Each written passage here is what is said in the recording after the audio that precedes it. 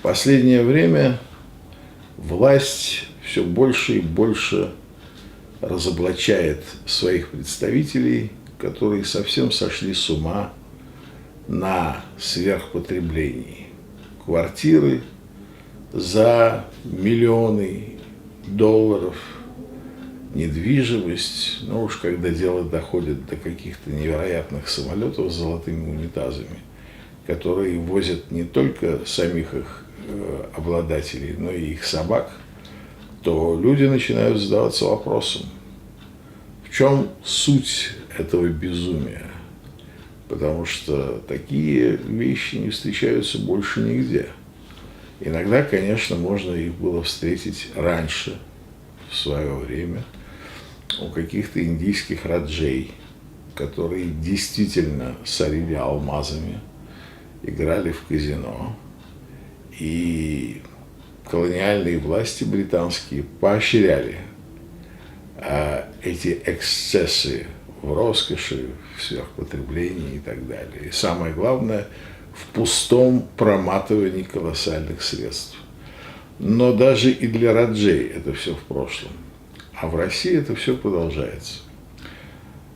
Люди задаются вопросом, они что, психически больные, у них диагноз? Зачем человеку, допустим, 50, а то и 100 самолетов с золотыми унитазами? Зачем возить по всему миру собак в этих самолетах? Зачем коллекционировать гигантское количество недвижимости, в большей части которой человек не может даже побывать в гостях, не то что там жить?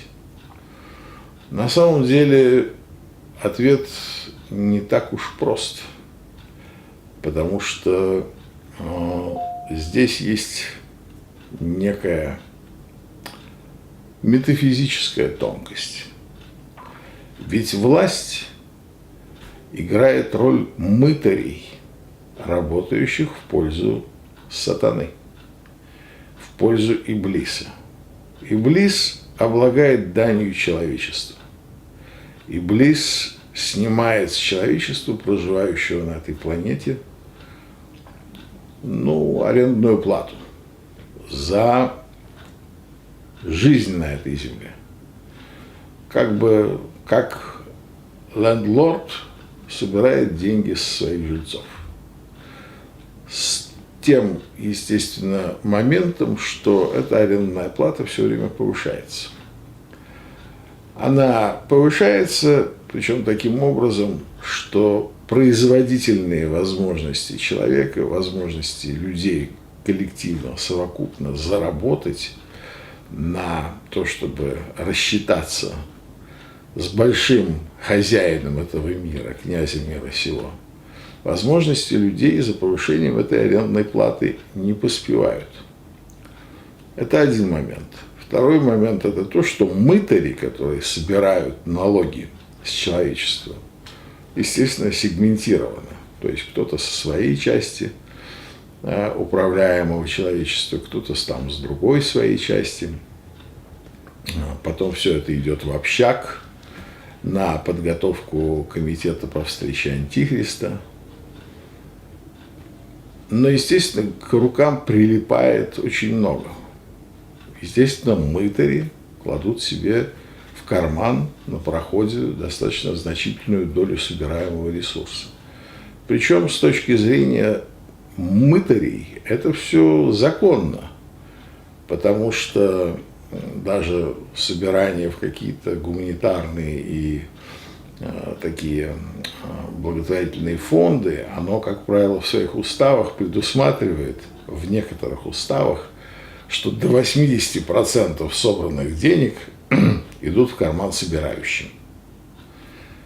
Вот. Есть такие уставы, есть, и в принципе, там сама система таких фондов и таких сборов, она предполагает воровство и жульничество.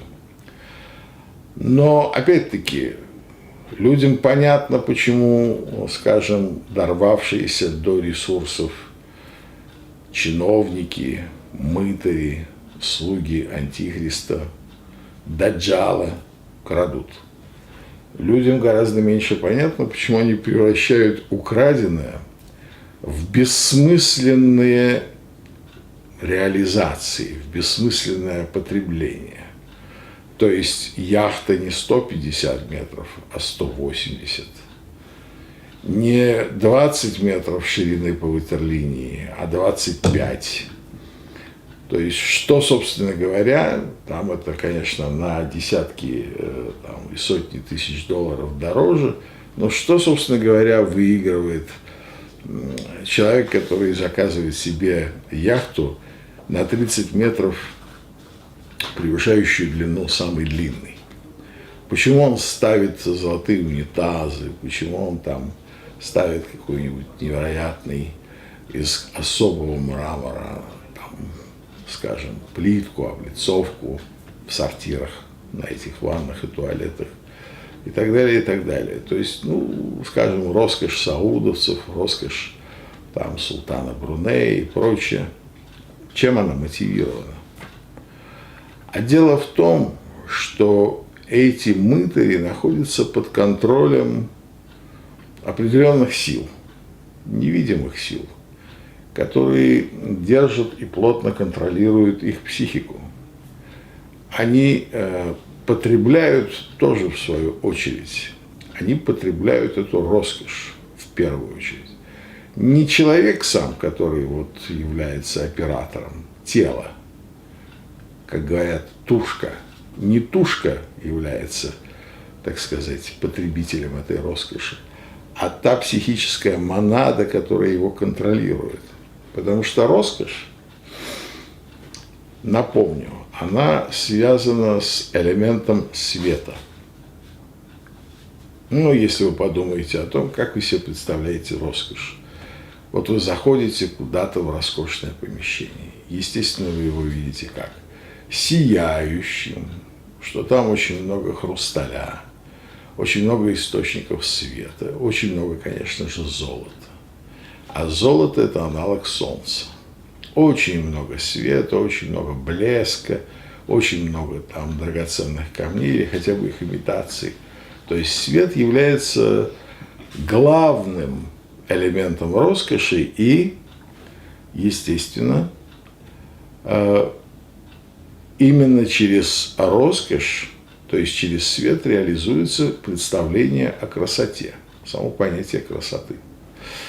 Красота – это в операциях такого рода людей, ну, как некие министры, как некие там эмиры, как некие султаны и так далее, и так далее. Вот тема красоты, она является очень важной. Почему? Потому что красота – это атрибут сатаны. Вы удивлены? А вот не стоит удивляться, потому что сатану следует воспринимать и видеть, реального сатану, иблиса. Не как монстра с крыльями летучей мыши, рогами, с такой чудовищной красно-коричневой кожей, поросшей шерстью. Нет. Это, возможно, джинны из нижних миров, которых часто принимают вот за воплощение зла, как оно есть, да? Но оно не имеет никакого отношения к Иблису. Иблис – это Аполлон Мусагет. Это световой человек иранского суфизма. Это на самом деле утренняя звезда. Это человек земли и неба, который представляет собой совершенное соединение всех состояний бытия. И, естественно, это световое соединение. То есть, на самом деле, сатана неотъемлем от гармонии, от эстетики, от красоты, от сияния, от всех вот таких вот вещей, которые сопрягаются с идеей силы, власти, изобилия, роскоши и так далее. Идея величия у людей, которые погружены в бытие, и идея красоты и сияния, они тесно связаны. Бытие должно сиять. И если вы подумаете об этом, о метафизической стороне дела, о том, что пребывание у власти для таких людей, остро чувствующих предназначение своего поста, своей функции мытаря, что оно должно обязательно транслироваться в таких вот зримых образах и категориях света и красоты, для вас тогда не будет удивительным, почему собаки могут ходить в золотых ошейниках и летать в самых дорогих бизнес-джетах. Потому что это аспекты метафизики сатаны. Это проявление того, что бытие сосредоточено в великом существе, которое есть утренняя звезда, которое есть Люцифер. Люцифер, то есть носитель света. Тогда понятно и золото, и эксцессы, и так далее, и так далее. Потому что роскошь – это атрибут бытия, которое на самом деле является антидух. И вот почему всегда монотеистические традиции, монотеистические религии, основанные на откровении единого и единственного Бога, находились в оппозиции к роскоши, к световой метафизике, к эстетике сияния и света, или, по крайней мере, относились к этому крайне подозрительно. Почему у первых праведных халифов халаты были в дырках и в заплатах? Тоже поэтому. Потому что идея величия Аллаха настолько превышает принципы величия бытия, принципы величия, так сказать, вот этого сущего, в который мы вброшены, что выглядит как нищета. Аллах презентует себе как нищету, потому что он не может вместиться в свет и величие, которое мы находим здесь. А если мы здесь видим свет и величие, то это явно признаки сатаны. Вот поэтому коррупция, связанная с правящими кругами, она не просто желание вкусно покушать или отдохнуть на каком-то курорте типа Куршавеля. Это ерунда. Коррупция связана с служением мамоне. Для большинства это просто слова. Ну, какому-то мамоне это метафора. Там бог денег, там бог золота, вот, какое-то служение. Ну, естественно, гребут просто там какие-то доллары, рублики. Нет. Служение мамоне – это служение одному из аспектов сатаны. Это служение эстетики. Это служение, именно служение той красоте, тому принципу прекрасного и сияющего, который является неотъемлемой чертой ненависти к Всевышнему и ненависти к Духу. Теперь смотрите. Служение мамоне, золотой телец. Все эти моменты, они интегрированы, являются одним целым. Это просто преодоление той грязи, из которой был создан человек. Но ведь Иблис говорит Всевышнему, когда ему было приказано поклониться Адаму: «Ты создал меня из огня, а его из глины». Ну, из глины, из грязи, да? И вот та часть людей, которая поставлена сатаной служить ему и поставлена наверх, она, естественно, хочет приблизиться к огню. Она, естественно, хочет выйти из грязи в князи, приблизиться к огню. Но к огню тварные существа из глины приблизиться не могут. Это бубо. Это сразу очень не в кайф. А вот золото – это максимальное приближение к огню, которое можно достичь на уровне глины. Из свинца – золото. Поэтому все, что мы находим в плане эксцессов так называемого потребления, есть форма литургия.